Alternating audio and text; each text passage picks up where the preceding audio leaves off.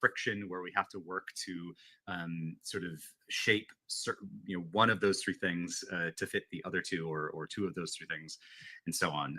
The final period is when we're in finalization. We're doing at that point like creative text, localization, final touches on the story. Hopefully not too many, but sometimes emergency art recommissions. To the truly unofficial world building process, where typically, also actually I should say, when a lot of the Planeswalkers guides are being drafted and written, usually we're pulling. If you ever want to know what the world guide looks like, you can read one of my Planeswalkers guides. I tend to pull a lot of the stuff that winds up in the Planeswalkers guides from world guides, and then do a lot of work to update the text, both to flesh out certain sections, because the world guide's a document for artists. It's not necessarily meant for public consumption, so I have to make the words pretty, and make sure that all the proper nouns match. So sorry, that's a long answer, but the world building process, officially a period of a few months, unofficially the entire lifetime of the set. All right. Can you tell us anything about the planes that were raced through in the first race? Maybe, I don't know. Avishkar is the this is cheating, but Avishkar is the host, so it begins and ends on Avishkar. That we race through. Yeah, a couple. Oh, actually, I can't tell you what the planes are. Okay. But I can tell you that the 10 teams that we're going to see in the set, each of those teams is from one of the planes that was raced through in the first Grand Prix. All right. So sorry, but a couple months. This is a you may or may not know the answer to this one, but I thought it was an interesting piece of trivia. So they said, besides Venser and whoever's spark is in the Ether Spark, have there been any other Planeswalker sparks that were isolated and moved around in Magic's history? There was a discussion in a side story I wrote, actually, for LCI, where Saheeli and Watley discussed that as sort of in the wake of the desparking that's happened after the Phyrexian invasion. So that's not the context of that discussion is they're talking about, like, both of them are Planeswalkers. Both of them have lost their spark in the wake of that event, and they're discussing what happens when a spark is removed from the body. So that's one that I'm familiar with, because again, I wrote that story. So, but that doesn't. Yeah, that's kind of. I'm gonna put a pin in it there and say that's my answer to that. All right. Chat's throwing out a few names. Chat saying Nahiri, Karn, Teferi, kinda. Oh yeah, of course, Karn. Yeah, yeah. Brothers War was the first set that I led. Karn was all over that one, along with Urza. So yeah, Karn. I feel silly that I forgot that one. Well, let's be fair. Karn's history of his Planeswalker spark is complicated. Yeah, it's been on a journey. It's been on a journey. Yeah. I am getting a lot of questions about the gods on Amonkhet. Do we know anything about them at this point? We do.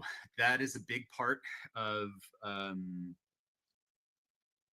the what I can't say today is covered in exhausting length in the second part of the Planeswalkers Guide, Planeswalkers Guide Part 2 for this set. I believe that's also touched on in well, by asking the question, if I could, I believe that's also touched on one of the commander decks as well. The commander decks that we have for this set were a really fun way of looking at what's going on these planes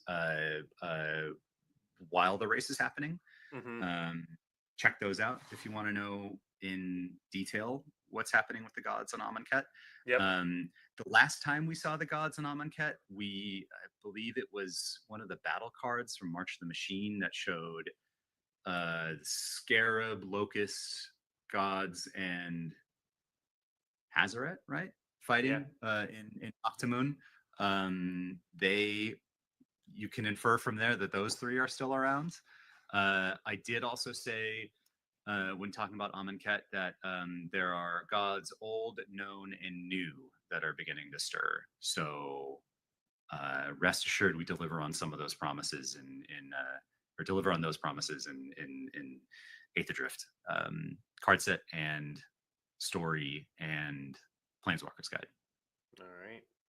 And it's one of those things, like I should say, last thing for Amonkhet, and I talked a lot about Muraganda, how we did a lot of world building to set up like what could happen if we were to go there in the future. We did the exact same thing for Avishkar and Amonkhet. So like it is our intent that there are tons of hooks in and tons of world building promises in this set for people to like to be excited about and to look at as like, at least personally, I can't speak for the company, but personally as a world builder, a promise that were I to be in the future assigned a set to return to Amonkhet, just return to Avishkar, like yeah, I would or if one of my coworkers on the world building team were, we would pick up and run with those threads.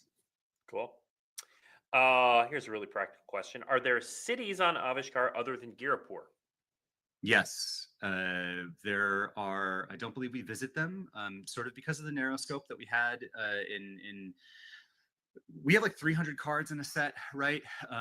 But we only get so many to actually depict like things that are going on that's not like a high action, high energy moment, right? Mm-hmm.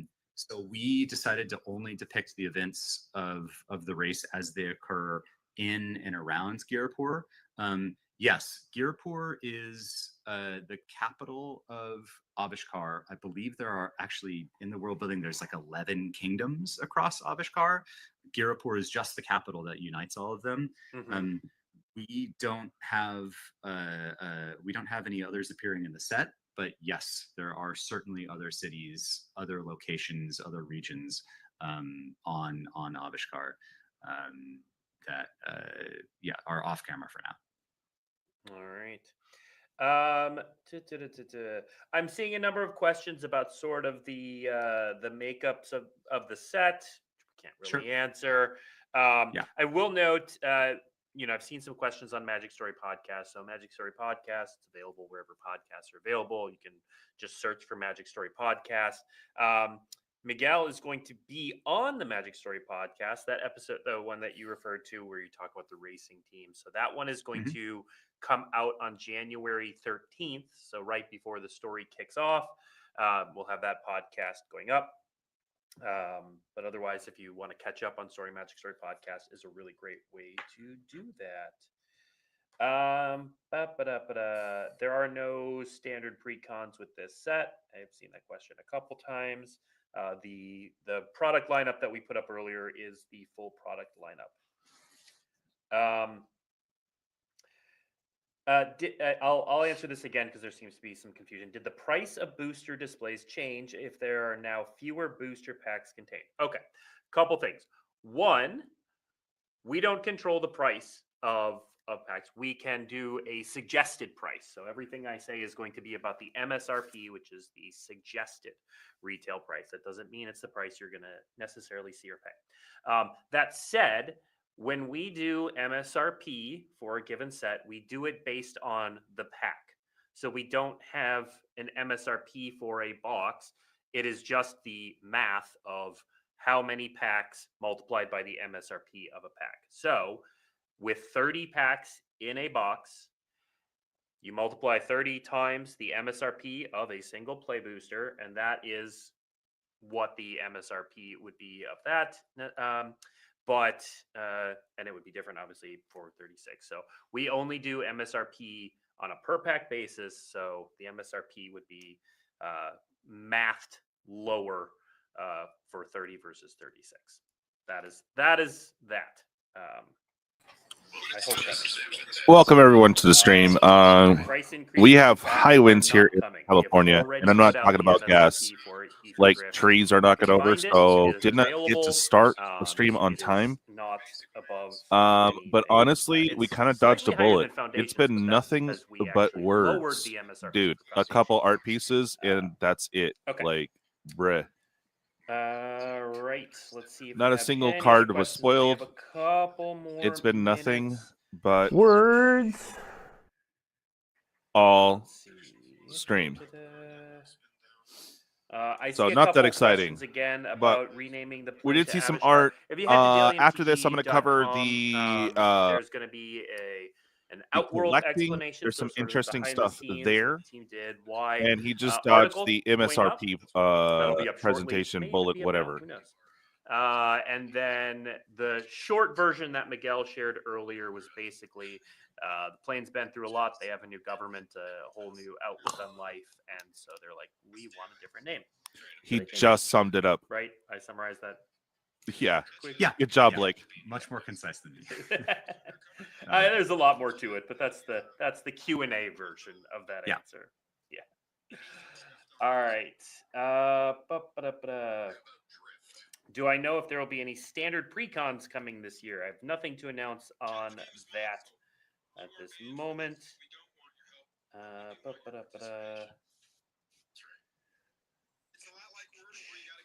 Will the playing cards from Kaladesh be errated to type Avishkar? As far as I know, we are not changing anything that already exists. So we are not going back and errata anything, changing anything's name. So the answer is no for now, with, of course, we can always change our minds in the future for renaming things. All right. Maybe you can answer this one, but I feel like not. But it's a cool question. How does Niv Mizzet feel about another plane attempting to project some soft power? That is a very fun question, and one that the People's Assembly on Avishkar are asking themselves as well. Okay. All right. I think we're getting into territory where we are going to get a lot of answers like that. So if you do want more, head to dailymtg.com. At the conclusion of this stream, there's going to be a Planeswalker's Guide. It's part 1 of 2. I believe part 2 is going up tomorrow. So it's written by Miguel. So it's going to have a lot of good information in there. Additionally, there is going to be the article on sort of the behind the scenes on the name change to Avishkar that happened. Then let's put the important upcoming dates up again, just to go through that before we disappear. Not on there, but Miguel is going to be appearing on the Magic Story podcast on January 13th, which is going to then roll. All right, so 21st. Story beginning on we January might get 14th. another teaser next The week. story will then Maybe run an right actual up spoiler, into the debut but on January I don't know. 21st, which in turn will kick off preview season, running up through January 31st. After that, we will have the MTG Arena streamer event on February 2nd, followed by the pre-release on February 7th, and then Valentine's Day presents for everyone. Aetherdrift available everywhere that Magic is sold on February 14th. A couple other reminders for things coming up. The Arena Championship 7 is coming up soon. It's coming up on December 14th to 15th. So that's coming up this weekend. And then next week is Weekly MTG's last show of 2024. And it's a doozy, BNR stream.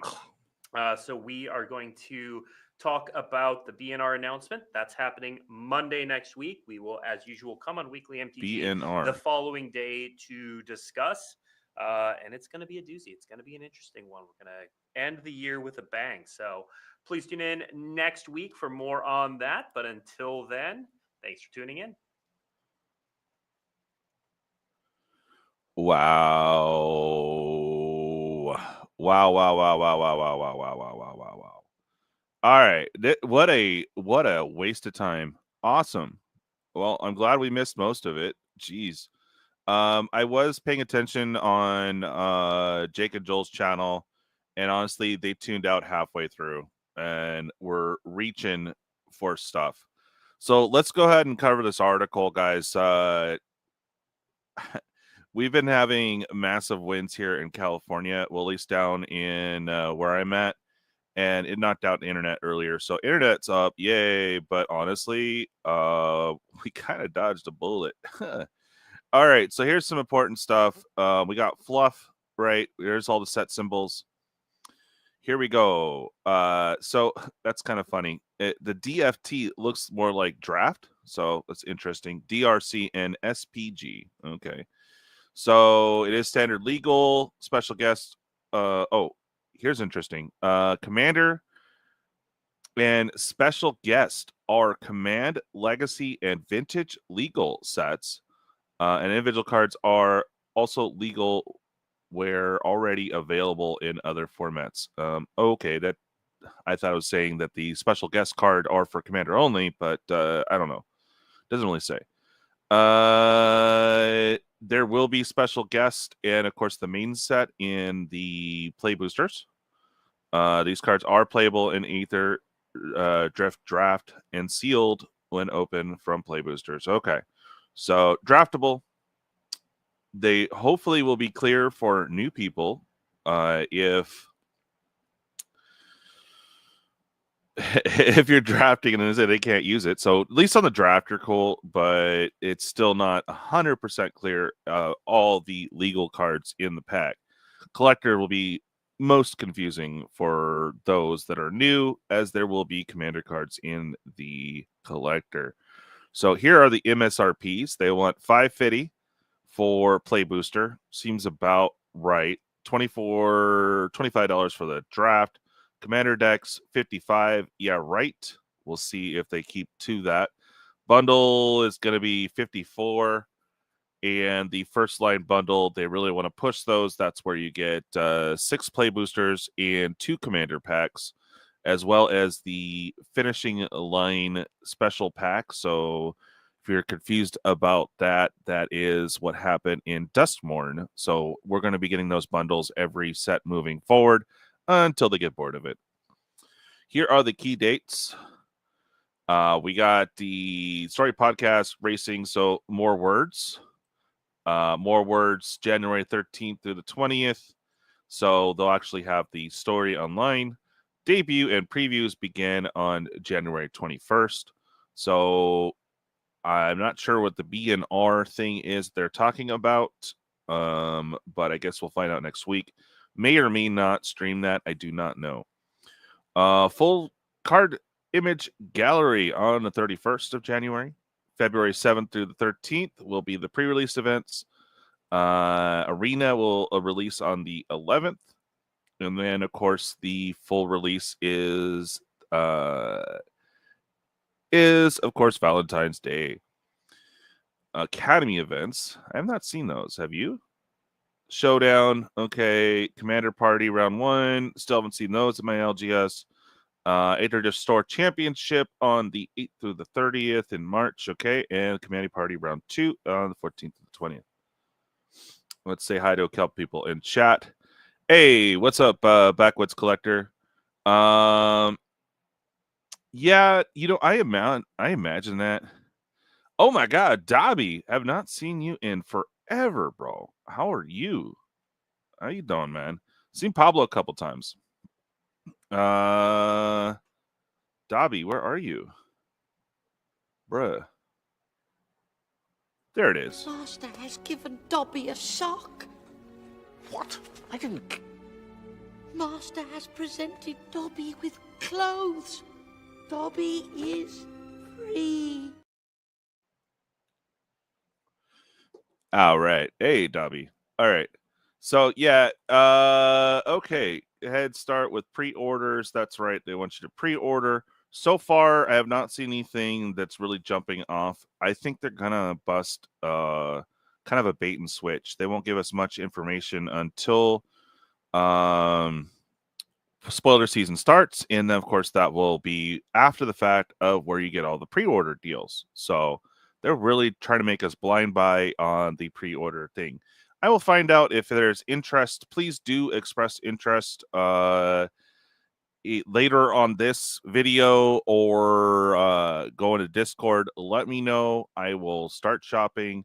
We should be getting our first flash sale about mid-January or as possibility of late December to get some Christmas sales up and running. So again, we don't know much about the set. Only 3 cards have been previewed. Here we go. Here's the breakdown of the play boosters. Yes, they shorted us 6 packs. Yes, it will be the same price for a box with 6 less packs. Not fun. Here's the breakdown of the play booster. We got 6 to 9 commons, 3 to 5 uncommons, 1 to 4 rares or mythic rares, 1 traditional foil of any rarity.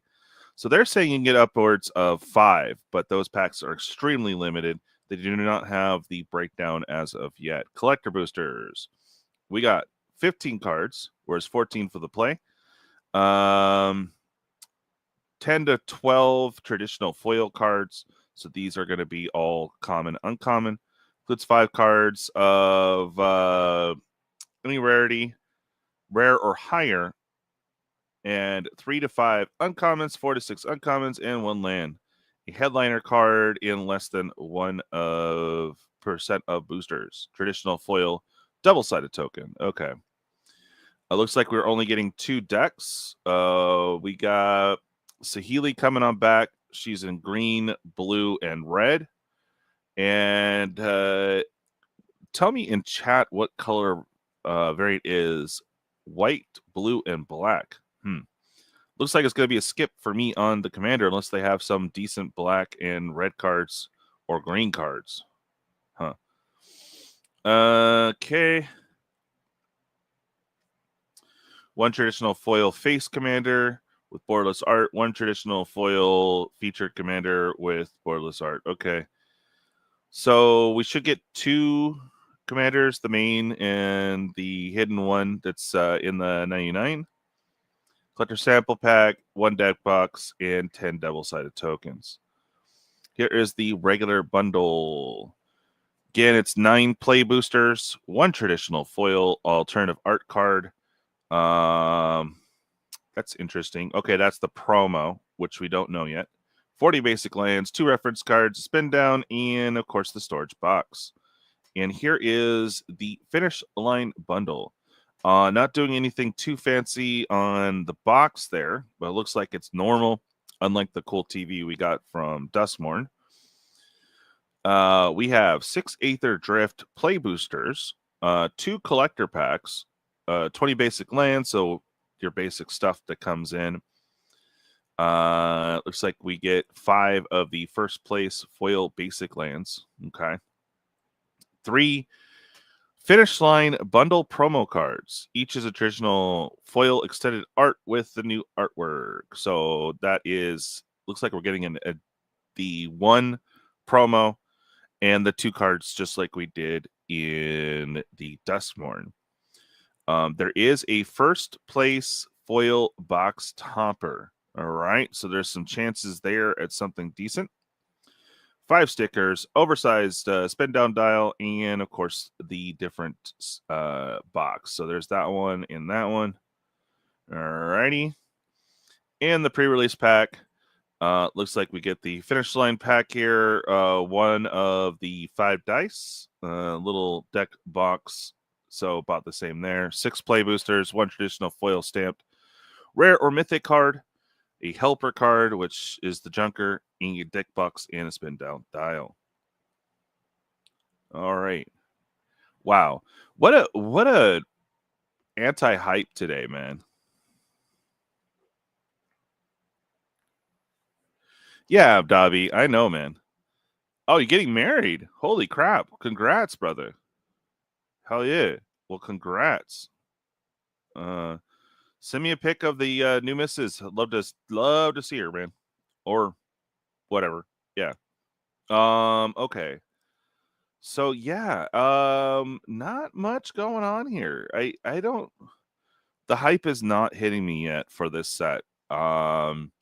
honestly, the overall concept. I'm stoked for vehicles for Bolos, for my little raccoon buddy. So I am stoked to see what vehicles in 4-drop plus artifacts we might be getting. But other than that, I don't see much. The new Duretti's cool, but yeah. Don't even show any cards, man. Like, no cards.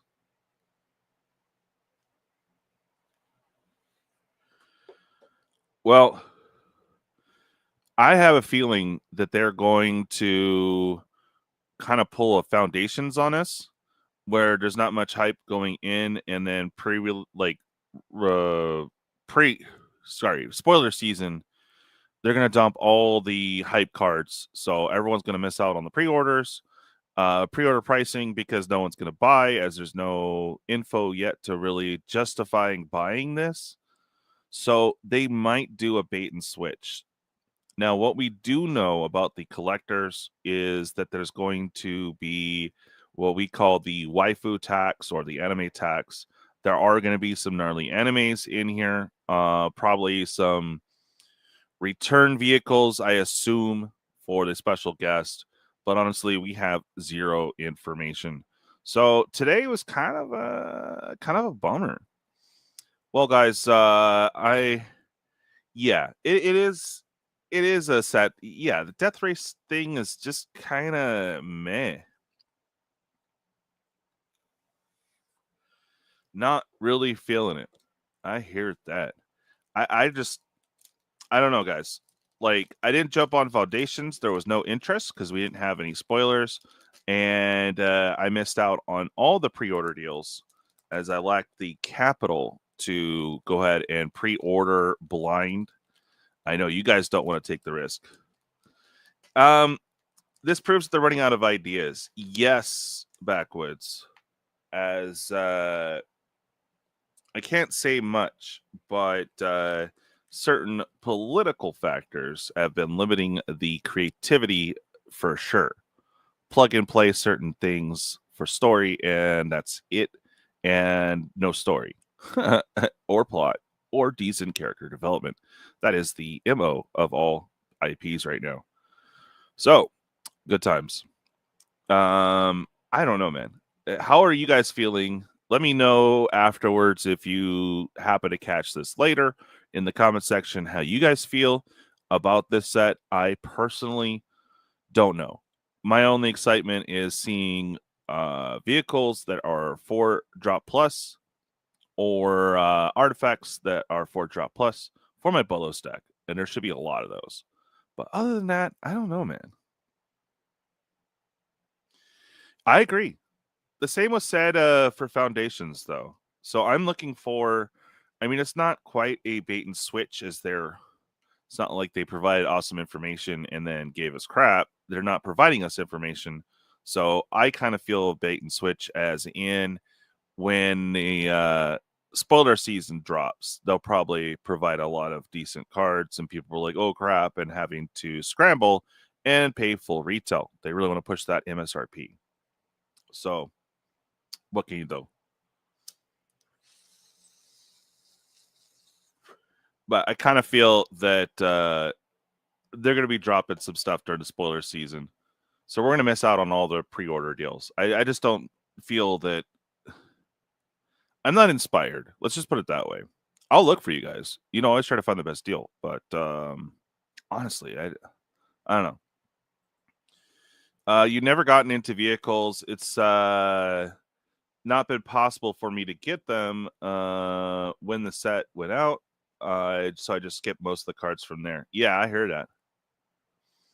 No energy synergies for me. Yeah, do you think they'll do energy? Or maybe fuel or gas? I don't know. Someone said there might be pit crews and maybe another sub-land type. But I would think that they'd want to talk about that soon. But even... because, you know, they were kind of lackluster with Foundations. They dropped a few things saying it's going to be big, but they didn't really get too hard into it until MagicCon. So, and there's not much they can say for ChicagoCon or Chicago MagicCon. So, I don't know. I don't know. Oh boy, the wind is picking up again. I am probably clipping. So, oh, there it goes. It went back. Okay.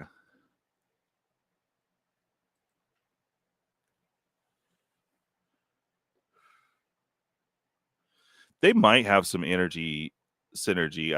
I don't know. Energy still needs a lot of cards to really make it effective. MH3 bought some back, so it's kind of cool, but energy really isn't a big thing in Jund as much, so I don't really pay attention to it at all. So, well, internet issues subsiding. I might do a stream here in a little bit, possibly talking about MagicCon, but I don't know. The internet's been kind of in and out due to trees almost falling over here in my town with the massive winds. So I want to say thank you for those few that did tune in. I did try to schedule this early so we can catch the whole thing, but again, the massive weather conditions have made the decision for me. Yeah. Oh yeah, man. No, it's great to see you too, Dobby. If you're sticking around later, I will try to post something up, but I don't know. I'm trying to get a co-host for the to talk about Chicago Con. So, all right. Well, you guys stay awesome, and we'll catch you next time. And deuces. Bye.